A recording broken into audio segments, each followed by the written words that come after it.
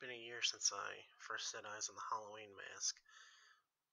It was a pumpkin, a white pumpkin. I'd actually never seen them in any other color than orange before that moment.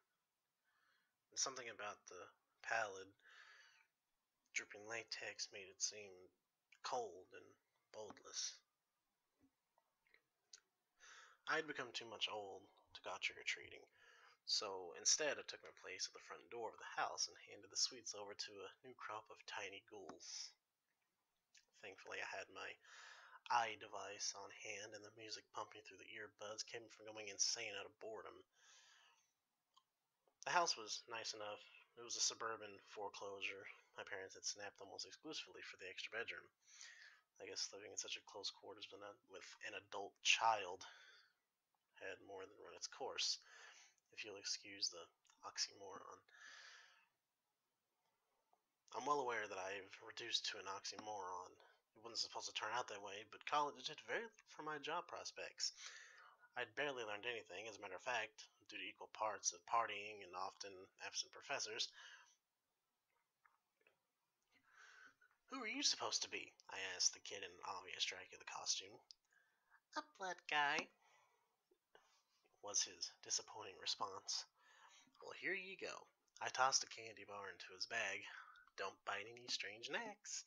You don't know where they've been. I get a face palm from the child.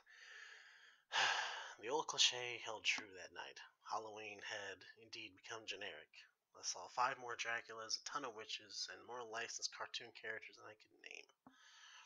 Worse yet were the kids, and even teenagers, who threw on whatever they had lying around. Put on your fancy church clothes does not make you a mobster, or a CEO, or the president.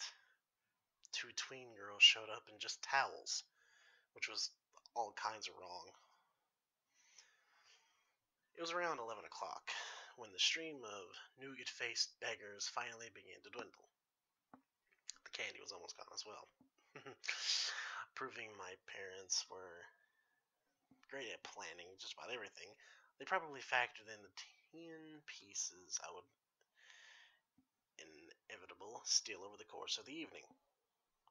When I thought everything was done, when I put away my media player, when I had reached to flick the switch off to turn off the porch light, a sudden, loud sound walked me from my sugar coma. It was more of a palm strike than a knock. The frosted glass panes in the door rattled. Shit! I shouted, startled. It took a moment to compose myself. I mean, sit tight. Sit tight, kids. I'll be right there. I grabbed the barren bowl of candy and thrust open the door. Okay, who do we have? There was no one. Not only there were no children at the door, but I couldn't see a family traveling anywhere in the neighborhood. Only the dim lights in the windows of my neighbors told me there were indeed other human beings somewhere. If you want to play Ding Dong Ditch, you're supposed to ring the doorbell, I called out, careful to keep bothering the others in the quiet homes. I shook my head with a smirk, remembering Halloween used to be one night I'd get into any kind of trouble I could find. Only as I was about to shut the door, I did notice the gift had been lying on my doorstep. Instead of a flaming bag of you-know-what, I saw a face staring up at me. Eyeless, toothless, expressionless, stark, unflinching. It was a mask. The white pumpkin mask was created to look as if the facial features had rotten out as opposed to being carved, like a normal jack-o'-lantern. Something was odd about this choice and design that caused me a moment's pause.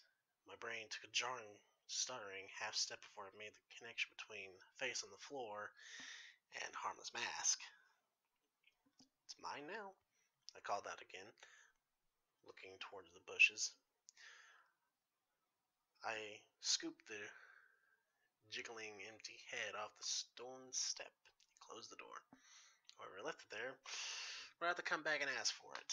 At least that's what I figured. Weird kids tonight, I shouted up the staircase of the second floor, where my parents had set out the tradition. There was no response, and I reasoned the failed to stay up this late hour.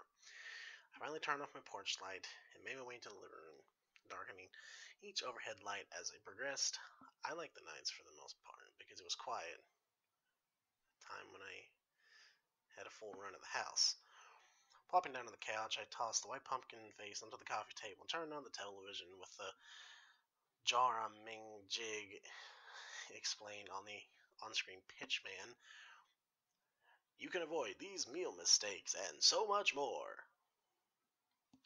Late night television wasn't my thing. Not, especially not infomercials. I cast a quick glance toward my game console and pondered a late night session. Getting in a short casual round wasn't really something I was up for either.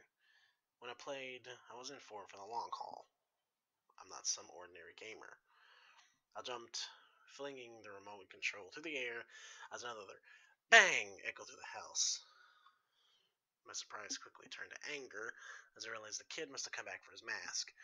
I grabbed the thing up and again and contemplated the idea of tearing it in half. Coming! I shouted. Break down the door, why don't you? As I passed the sliding glass door that led up to the backyard, I noticed that something had stopped me in my tracks. It was a jack-o'-lantern, crudely drawn on the glass that would look like to be dog crap. You gotta be kidding me. I swung over the door and peered out to the blackness. Someone, somewhere out there, was having fun with the wrong man-child. It was in the smell wafted to me. It wasn't the rank smell of animal feces. It was sweet, familiar, comforting. Chocolate. Somewhat relieved, I turned away from the back door, fully intending to give the child out front a good piece of my mind. It wasn't until I was nearly out of the living room that I thought about the smell and how strong it was. Going back in my mind, I came to the distressing conclusion. The crude drawing was on the inside of the glass. I could have done any number of things at that point. I could have leaped out of the back door into the yard, calling for blood. I could have gone to the front and pulled the kid by his collar, scolding at the while. In that moment, however, I took the third option. Mom, Dad, I flung the mess down and ran upstairs, screaming bloody murder. Get up, someone got in the house. When I opened the bedroom door, burst through it actually, they weren't there. The bed was made, the lights were off, and the room was empty. Are you still up? I shouted, wailing down the upstairs hallway. Did you hear what I said? I pulled open the door to Dad's home office, fully expecting to see him hunched over some boring paperwork, brow frowned. When I entered, however, I found something quite different. Dad was on the desk, seated, his knees pulled to his chest and wrapped with his arms. His papers were strewn about, torn and crumbled. Not a single photo on the walls was straight, and many had their glass broken out. Dad? I whispered. He just sat there on the oak pedestal, stuttering. He looked up at me slowly, like a child coming out of a dream.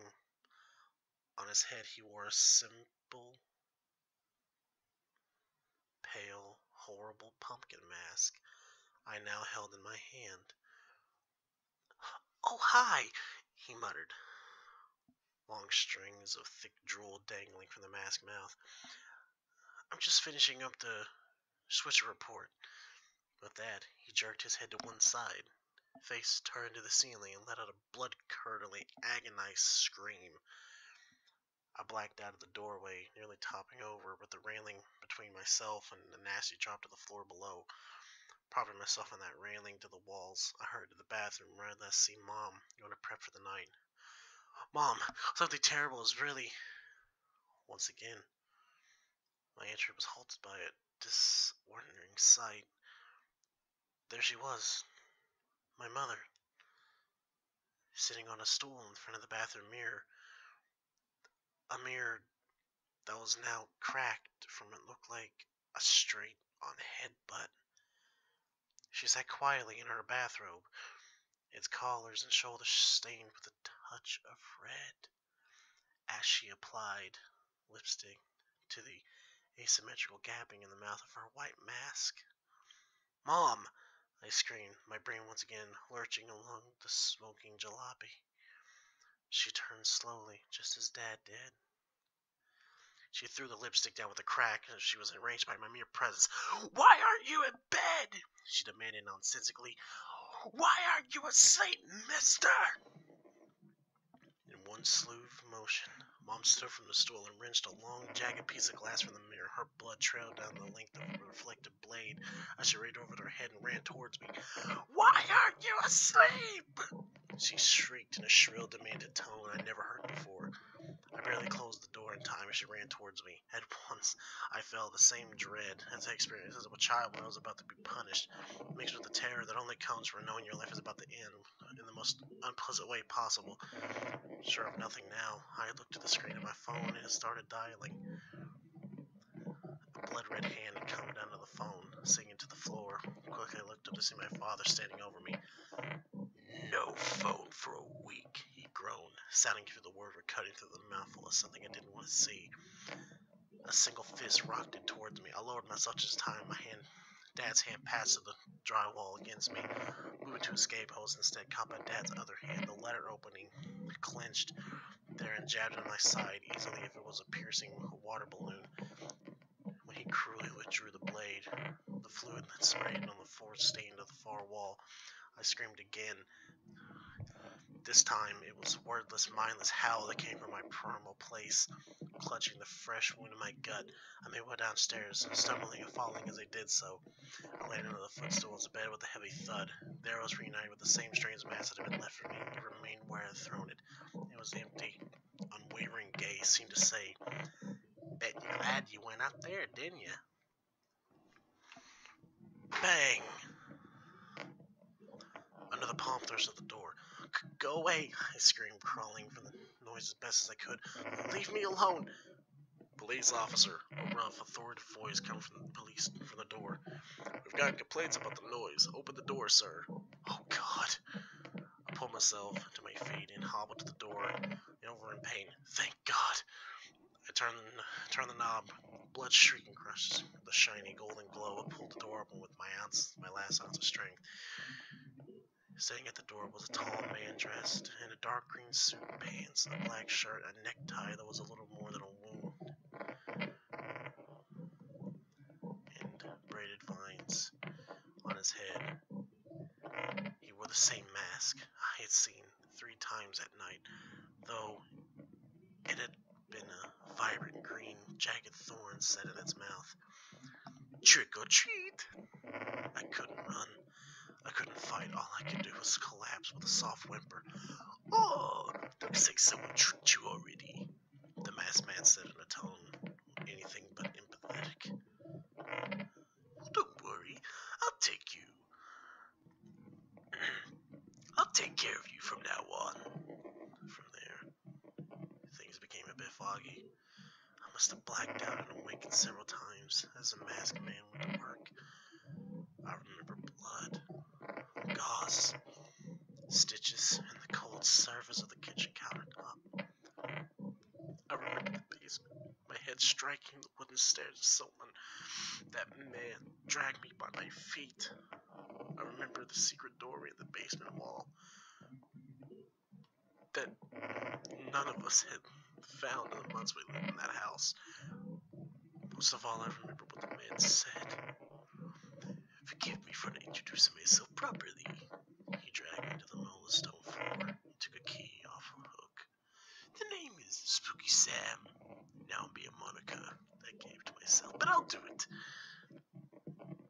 The masked man walked over to a barrel door and placed the key in the lock. As he pulled the door open, a cadaver, a human corpse, fell forward and landed almost face to face with my all but paralyzed body. The corpse wore a white pumpkin mask. "This is my house, you see. The people down here were my friends, my trick-or-treaters. All the fun we had together." The man rolled the corpse onto his side. My mother stepped into view,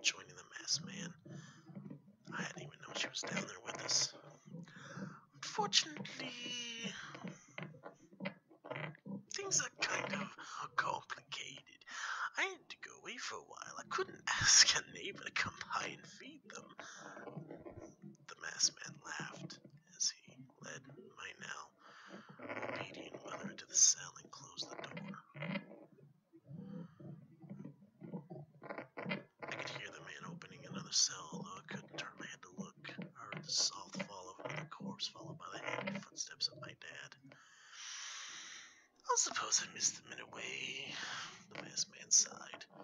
He stepped into my view again, this time holding the same mask that had been left for me earlier in the night. He turned the mask inside out, dabbed a wet cloth against the interior, right where his nose should be. This probably doesn't make sense to you right now. The man flipped the mask right side out again. But then again, he slid the latex over my head. The smell of strong chemicals invaded my nostrils. You're not right in the head.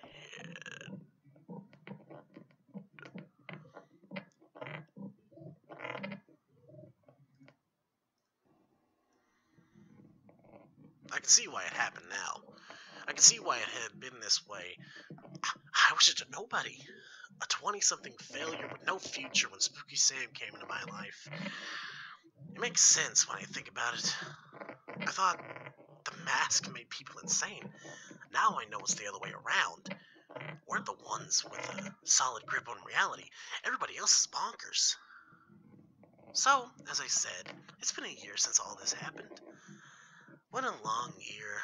What a long wait. Sam says it's almost time to come out and play with everyone. It's almost time for trick or treat.